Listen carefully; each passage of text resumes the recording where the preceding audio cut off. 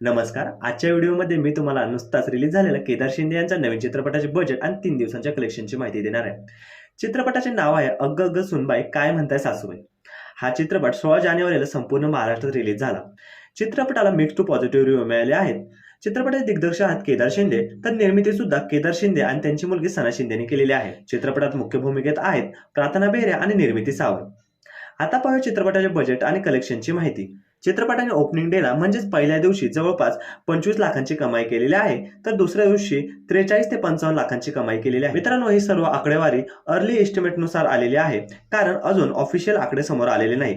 ही सर्व माहिती संचिक या ट्रस्टेड वेबसाईटनुसार आहे. 2 दिवसात चित्रपटाने तब्बल 80 लाखांचं नेट कलेक्शन तर 95 लाखांचं ग्रॉस कलेक्शन केलेलं आहे. चित्रपटाला खूप चांगले रिव्ह्यू मिळाले, त्यामुळे प्रेक्षक चित्रपटासाठी उत्सुक आहे आणि चित्रपट पाहण्यासाठी थिएटरमध्ये जात आहेत. आता पाहूया चित्रपटाच्या तिसऱ्या दिवशीची कमाई.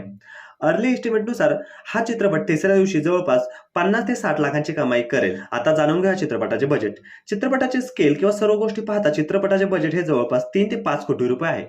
तर ही होती अग्ग अग्ग सुनबाई काय म्हणताय सासूबाई चित्रपटाचे 3 दिवसांच्या बॉक्स ऑफिस कलेक्शनची माहिती.